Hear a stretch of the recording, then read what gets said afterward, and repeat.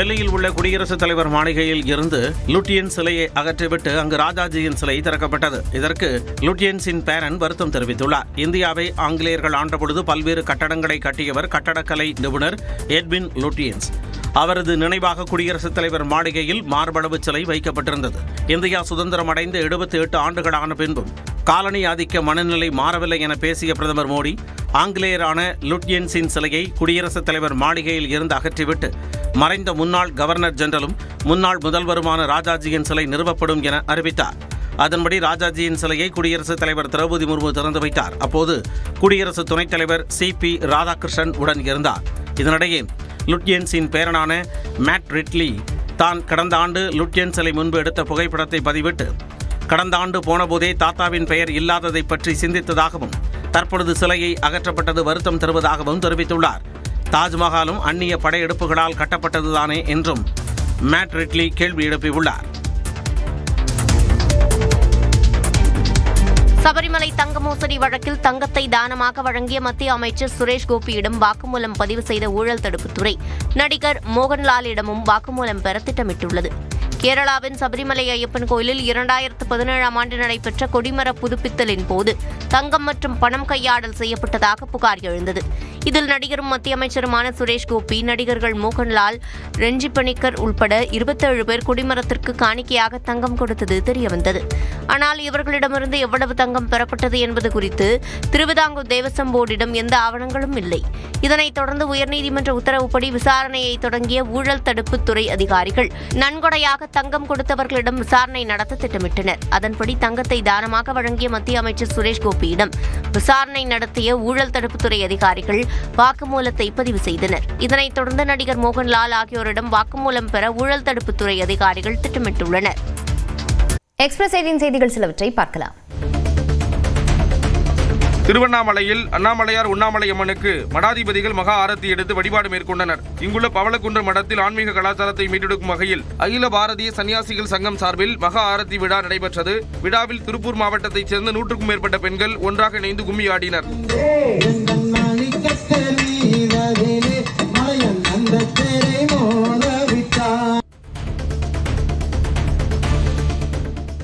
சென்னை எண்ணூர் நெட்டுக்குப்பம் பகுதியில் கொசஸ்தலை ஆற்றின் நடுவே தனியார் நிறுவனம் மணல் கொட்டியதை கண்டித்து மீனவர்கள் படகுகளுடன் கடலில் இறங்கி போராட்டத்தில் ஈடுபட்டனர்.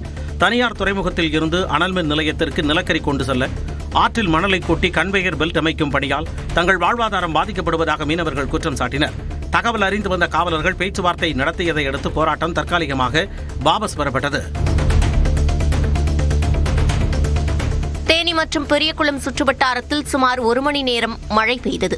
அல்லிநகரம், அன்னஞ்சி, அரண்மனைப்புதூர், தாமரைக்குளம், வடுகப்பட்டி உள்ளிட்ட இடங்களில் பெய்த மழையால் வெப்பம் தணிந்து குளிர்ச்சி நிலவியது.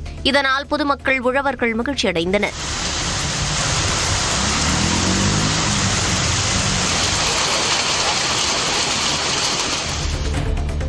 வேலூர் அருகே தாவேகா தலைவர் விஜய்க்கு கிரேன் மூலம் அந்தரத்தில் தொங்கியபடி மாலை போட முயன்ற ஊராட்சி கவுன்சிலர் உட்பட 2 கைது செய்யப்பட்டனர். அகரம் சேரியில் நடைபெற்ற கட்சி கூட்டத்திற்கு வந்த விஜயை காண ஆயிரக்கணக்கானோர் திரண்டதால் போக்குவரத்து பாதிக்கப்பட்டது. அப்பொழுது காவல்துறை அனுமதியின்றி அலகு குத்தி கொண்டு கிரேன் மூலம் மாலை அணிவிக்க முயன்ற கவுன்சிலர் 7 முறையை கைது செய்தனர். மேலும் கிரேன் பறிமுதல் செய்யப்பட்டு அதன் உரிமையாளரும் கைது செய்யப்பட்டார்.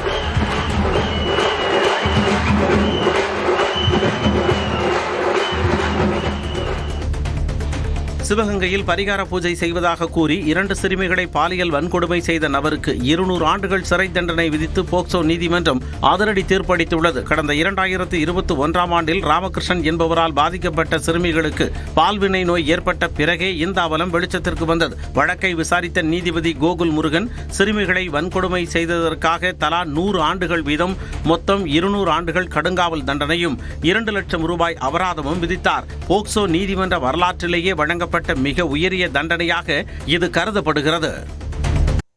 இந்தியா கூட்டணிக்கு தலைமை தாங்குவீர்களா என்று நியூஸ் 18 குழுமத்தின் டவுன்ஹால் நிகழ்ச்சியில் கேட்கப்பட்ட கேள்விக்கு தன் உயரம் தனக்கு தெரியும் என்று முதலமைச்சர் மு க ஸ்டாலின் பதிலளித்துள்ளார்.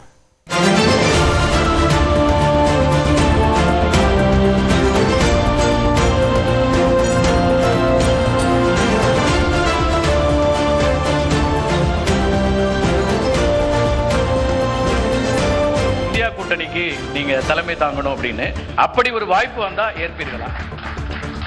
தலைவர் ஏற்கனவே சொல்லியிருக்காரு ஒருத்தர், என்னோட உயரம் எனக்கு தெரியும். 2024 ஆண்டு மக்களவைத் தேர்தலின் போது பாஜக தலைமையிலான தேசிய ஜனநாயக கூட்டணியை வீழ்த்துவதற்கு காங்கிரஸ், திமுக, திரிணாமுல், உத்தவ் தாக்கரேவின் சிவசேனா உள்ளிட்ட எதிர்க்கட்சிகள் ஒன்றிணைந்து இந்தியா என்ற கூட்டணியை உருவாக்கின. ஆனால் தேர்தல் தோல்விக்கு பிறகு இந்தியா கூட்டணி மெல்ல சிதறத் தொடங்கியது. இந்நிலையில் இந்தியா கூட்டணியை ஒருங்கிணைக்க முதலமைச்சர் மு.க. ஸ்டாலின் தான் சிறந்த தலைவர் என்று காங்கிரசின் மூத்த தலைவர் மணிசங்கர் ஐயர் நெருப்பை பற்ற வைத்தார். இதற்கு உத்தவ் தாக்கரே உட்பட பல்வேறு தரப்பில் இருந்தும் ஆதரவு குரல்கள் எழும்பின. இந்நிலையில் சென்னை கிண்டியில் நியூஸ் 18 குழுமம் சார்பில் நடைபெற்ற டவுன் ஹால் நிகழ்ச்சியில் கலந்து கொண்டு பேசிய மணிசங்கர் ஐயர் இந்தியா கூட்டணிக்கு தலைமை ஏற்க ராகுல் காந்திக்கு பதிலாக மு.க. ஸ்டாலினை முன்மொழிந்தது ஏன் என்று விளக்கம் கொடுத்தார். நம்ம கட்சியுடைய கொள்கை மதச்சார்பின்மை மற்றும் சோசியலிசம். அதுதான் என்னுடைய கொள்கை. என்னுடைய கட்சி இன்னி தேதியில மதச்சார்பின்மையில எவ்வளவு நம்பிக்கை வைக்கிறது. ராஜீவ் காந்தி அவர்கள் ஆங்கிலத்தில் சொன்னார், only a secular India can survive.